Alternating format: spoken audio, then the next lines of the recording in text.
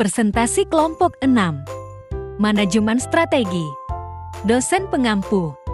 Edi Nur Cahyadi, CEO, BCI. Assalamualaikum warahmatullahi wabarakatuh. Selamat malam semuanya. Perkenalkan, nama saya Latifa. Di sini saya sebagai moderator dan saya di sini akan memandu jalannya presentasi kali ini.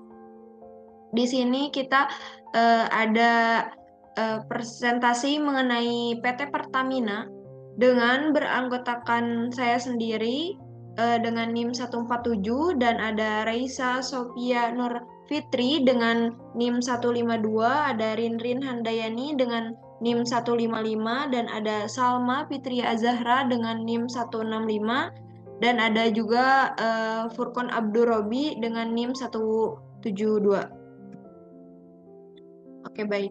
Yang pertama ada visi dan misi perusahaan. Visi yaitu visi Pertamina adalah menjadikan perusahaan energi nasional kelas dunia, dan yang misinya adalah menjalankan bisnis minyak gas energi baru dan terbaru secara terintegrasi berdasarkan prinsip komersial yang kuat.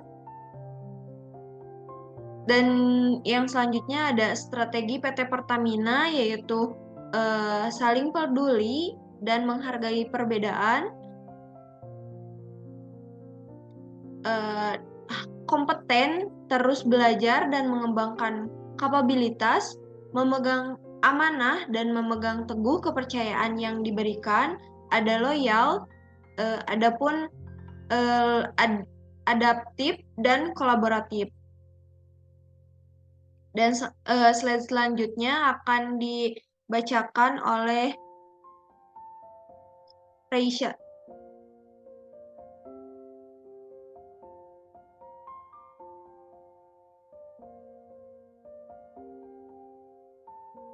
Pada Reisha dipersilakan. Baik, terima kasih Latifa. Untuk selanjutnya ada analisis lingkungan dari PT Pertamina. Yang pertama yaitu ada faktor lingkungan internal. Faktor internal Pertamina antara lain struktur organisasinya yang terdiri dari direksi dan komisaris. Dewan direksi bertanggung jawab mengelola operasional perusahaan, sedangkan komisaris mengawasi kinerja dewan direksi. Pertamina juga memiliki yayasan yang fokus pada inovasi sosial untuk kesejahteraan dan pemberdayaan masyarakat. Yang selanjutnya ada faktor lingkungan eksternal. Faktor eksternal Pertamina antara lain fluktuasi harga minyak dunia yang mempengaruhi pendapatan perusahaan. Perusahaan juga menghadapi persaingan dari perusahaan minyak dan gas lain di Indonesia dan di luar negeri.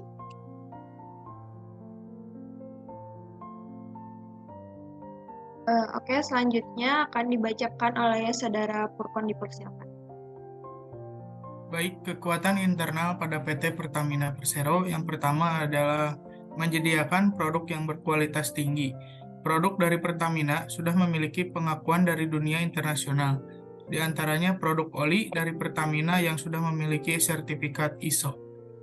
Lalu yang kedua, memiliki pelayanan yang baik. Untuk pelayanan sudah dapat mendistribusikan produknya ke seluruh penjuru Indonesia, bahkan sampai ke daerah-daerah terpencil. Yang ketiga, sumber daya manusia yang handal.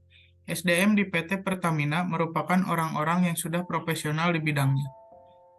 Lalu keempat, yaitu pengalaman di bidang migas. Pertamina sudah bergerak di bidang migas di Indonesia sejak tahun 1968.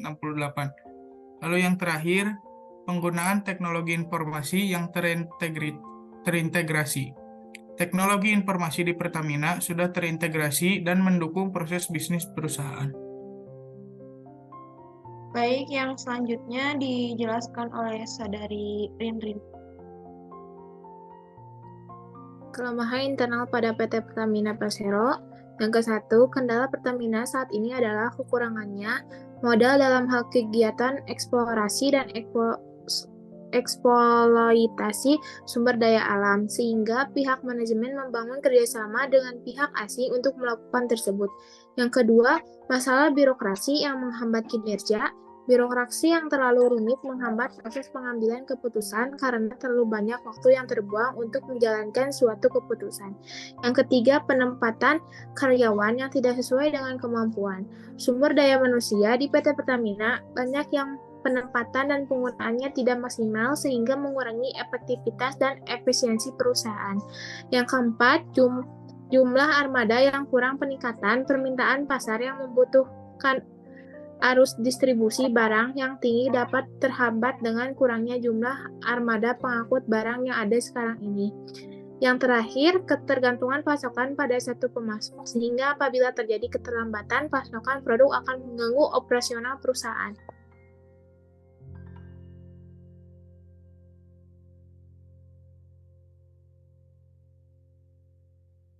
Dan yang selanjutnya dibacakan oleh Saudari Salma. Baik, yang terakhir ada peluang eksternal pada PT Pertamina Persero. Yang pertama, pasar bisnis yang masih tinggi, penggunaan migas yang merupakan salah satu kebutuhan pokok dunia saat ini membuat permintaan akan produk ini tetap tinggi walaupun terjadi gejolak harga. Lalu yang kedua yaitu harga jual yang murah. Pertamina dapat menjual BBM dengan harga murah karena pemanfaatan dari subsidi pemerintah. Yang ketiga ada penempatan karyawan yang tidak sesuai dengan kemampuan. Sumber daya manusia di PT Pertamina banyak yang penempatan dan penggunaannya tidak maksimal, sehingga mengurangi efektivitas dan efisiensi perusahaan. Lalu selanjutnya yang keempat yaitu jumlah armada yang kurang.